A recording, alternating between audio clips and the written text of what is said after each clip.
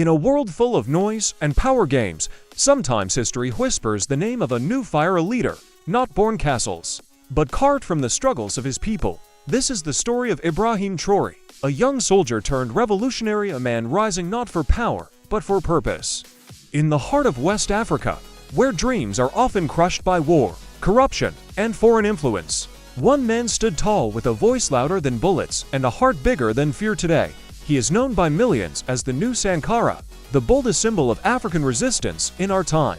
In 2022, the world barely knew his name. By 2023, he had taken the reins of Burkina Faso not with permission, but with purpose. At just 34 years old, he became the youngest president in the world, leading not from golden palaces, but from muddy fields and dusty army boots.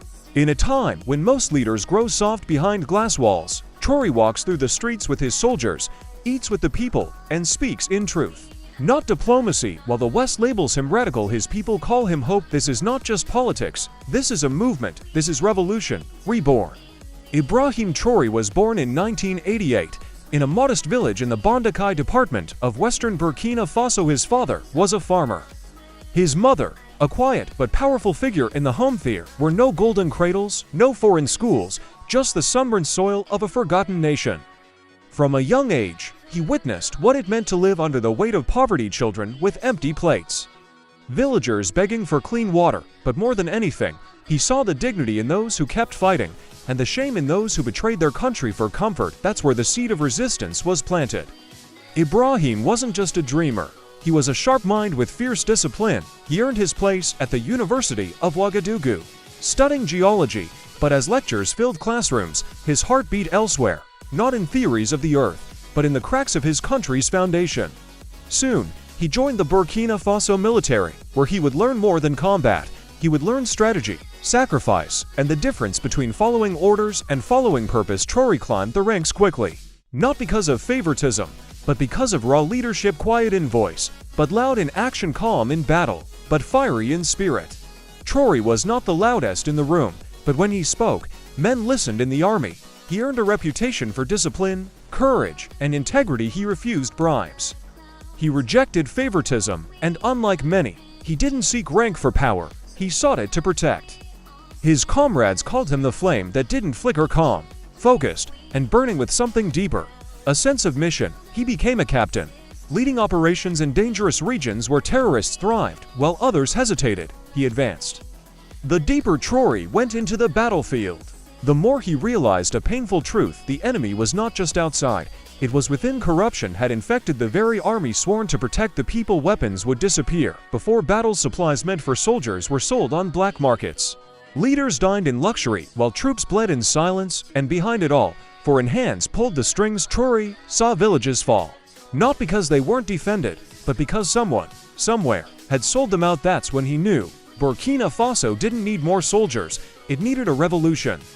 The moment came in September 2022. The people had lost trust in the government. The army was bleeding. The villages were burning. Captain Traoré, just 34 years old, stood up not with noise, but with purpose. If no one will protect our people, he said, then we will. Alongside a small group of loyal soldiers, he moved with precision and speed. The people didn't protest. They cheered. Young, bold, and uncorrupted, Ibrahim Traoré gave them what they'd lost: hope. On September 30th, 2022, the world woke up to headlines. A young captain overthrows Burkina Faso's government. Traoré was now president, the youngest on earth. Some called it illegal, others called it necessary, but for the people of Burkina Faso, it was Freedom Day. Crowds flooded the streets, waving flags, chanting his name. Mothers wept. Veterans saluted. The international media was stunned. Who is this young African leader? They asked, but the people already knew the answer. He's one of us, finally. The people began to whisper his name in comparison with the legend Thomas Sankara, the father of Burkina Faso's revolution. Both young, both captains, both burning with the same fire. Serve the people or step aside. Traoré echoed Sankara in action, not just words.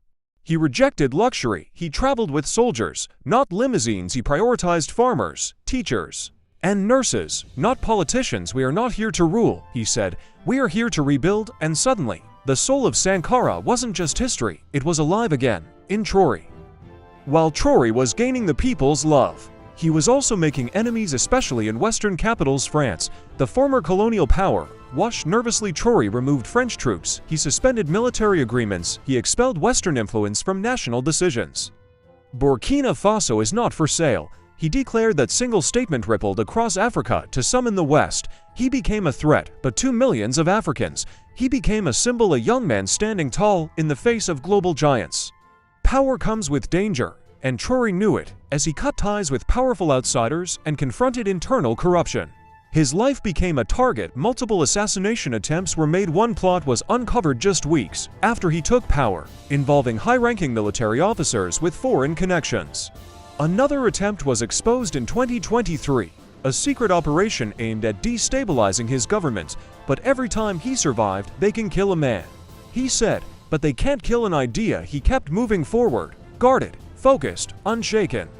Traoré is not just fighting for the present, he sees the future of Africa, united, self-reliant, and free. His dream? A Burkina Faso that feeds itself, youth leading innovation, resources that serve the people, not foreign companies. He encourages young Africans to stop dreaming of escape and start building their homelands. The gold under our feet should build schools. He said, not fun mansions in Paris. His vision is not just about Burkina Faso, it's about every African nation rising together. As of 2025, Ibrahim Traoré is just 36 years old, still in his 30s, but carrying the burden of a continent despite his age.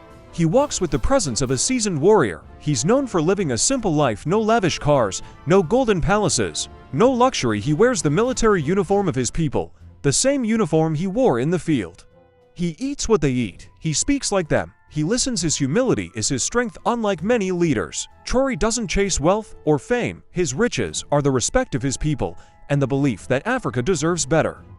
The world doesn't know what to do with a leader like Traoré. In Western capitals, he's painted as a threat, a populist, a radical, a military dictator. But in Africa, he's becoming a symbol of resistance, a man willing to say no to foreign exploitation. In Mali, Guinea, and Niger, his name sparks hope. In France and the US, it sparks worrying.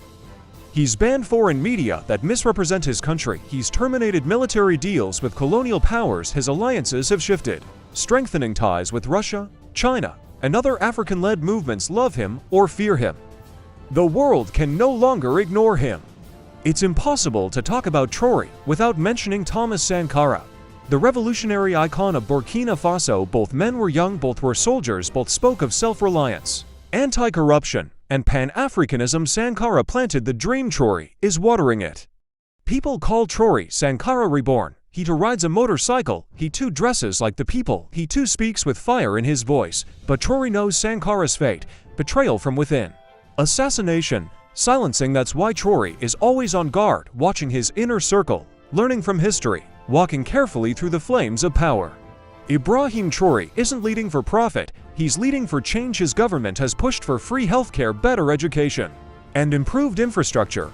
Even under sanctions, he's increased local food production, he's encouraged youth entrepreneurship, he's building a future from inside out. We must stop begging, he once said. Burkina Faso will rise, not with aid, but with dignity for many. These aren't just words, his actions match his message. That's why he's gaining true loyalty, not just from soldiers, but from mothers, workers, farmers, and the forgotten.